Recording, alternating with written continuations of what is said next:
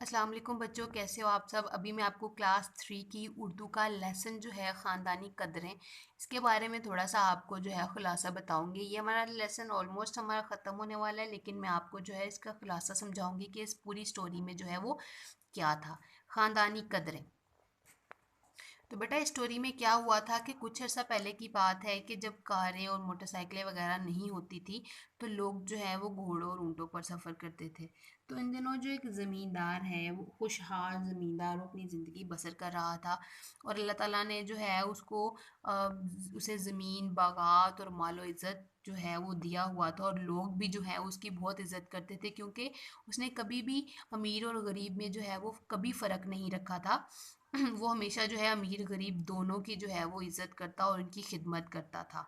ठीक है, उसका वो जो ज़मींदार था उसका एक ही बेटा था, और वो भी जवान हो गया था। तो उन दिनों जो है वो रिश्ता ढूंढने के लिए जो है वो मिरासियों को जो है वो ये जिम्मेदारी देते थे कि रिश्ता, कोई अच्छा सा रिश्ता ढूंढे तो वो अपने बेटे की शादी करे। तो जो वो ज़मींदार था उसने भी अपने बेटे की शादी के लिए जो है वो एक मिरासी को उसकी ज़िम्मेदारी दी कि वो एक अच्छे से ख़ानदान में जो है उसके बेटे का रिश्ता ढूंढे। तो मिरासी ने जो है वो ढूंढे, काफ़ी गांव में देहातों में रिश्ते ढूंढे। तो आखिरकार जो है वो एक दूर ज़िले में जो है एक रिश्ता मिला। तो वो धूमधाम से जो है वो अपनी बारात, अपने बेटे की बारात लेकर गया, और दुल्हन को लेकर आ ही रहे थे जब वापस, तो रास्ते में जो है उनको एक गांव में अंधेरा हो गया, रात हो गई। तो उन्होंने क्या सोचा कि अभी जो है हम आगे भी तो जाएंगे, अभी हम इसी गांव में रेस्ट कर लेते हैं या ठहर जाते हैं, आज की रात इसी गांव में इंतज़ार कर लेते हैं। तो वो जो है वो एक गांव का जो चौधरी था उसके घर पे रुके।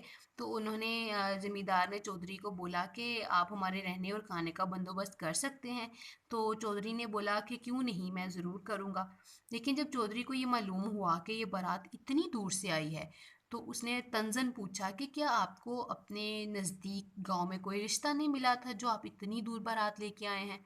तो ज़मींदार ने कहा कि मैं आपको इसका भी जवाब दूंगा, लेकिन पहले जो है आप हमारे खाने का इंतज़ाम करें, हमारे जो कुत्ते हैं उनके लिए दूध का इंतज़ाम करें, और जो हमारे घोड़े हैं उनके लिए चारे का इंतज़ाम करें।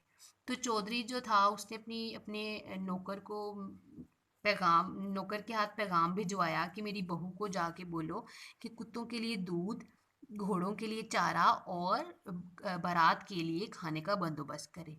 तो लेकिन जो चौधरी की बहू थी उसने आगे से इनकार कर दिया कि एक तो हम इनके खाने का इंतज़ाम करें, और दूसरा क्या हम अभी इनके कुत्तों के लिए भी दूध दें।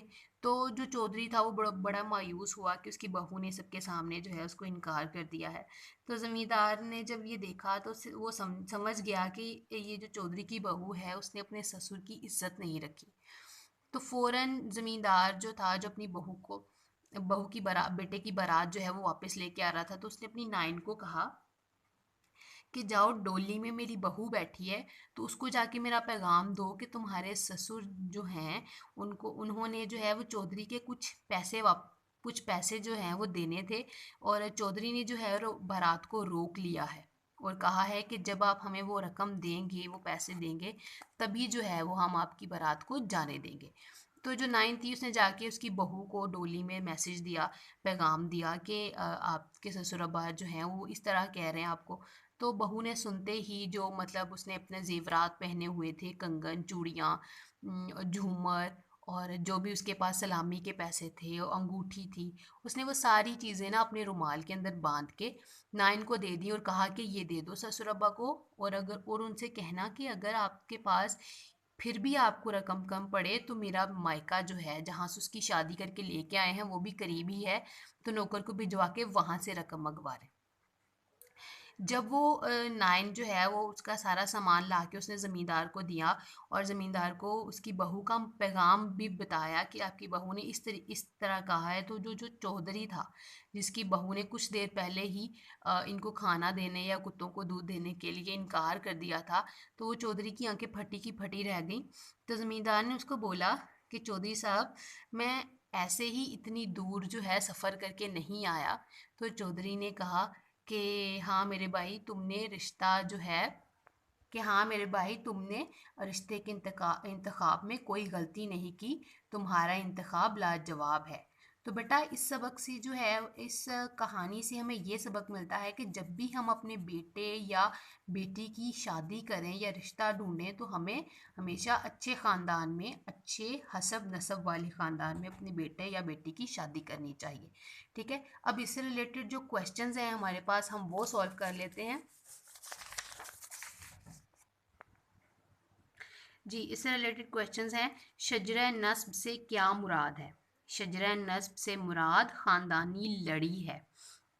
मंदरजा अल्फाज के मानी लिखें। खुशहाल, खुश, बिला तफरीक, बग़ैर फ़र्क के, मदारत, खिदमत, दामनगेर, फ़िक्र लगी रहना। शजरा नस्ब ख़ानदानी लड़ी, सपुर्द करना, हवाले करना।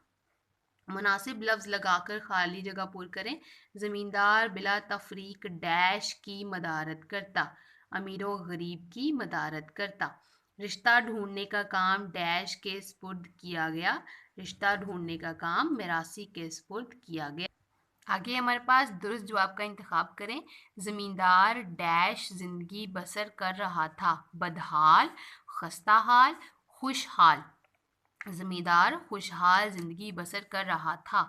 लोग डैश के ज़रिए रिश्तों की तलाश करते थे, नाइयों के, मिरासियों के, मुंशियों के। तो इसका आंसर है लोग मिरासियों के ज़रिए रिश्ते तलाश किया करते थे। अल्फाज के जुमले बनाएं। खुशहाल, मैं बहुत खुशहाल हूँ। ज़मींदार, अली ज़मींदार है। धूमधाम, अली की शादी धूमधाम से हुई। शराफत, हमें शराफत से रहना चाहिए। ठीक है, ये आज आपका जो है उर्दू का ये लेसन है। आपने अच्छे तरीके से क्वेश्चन याद करने हैं, रीडिंग करनी है।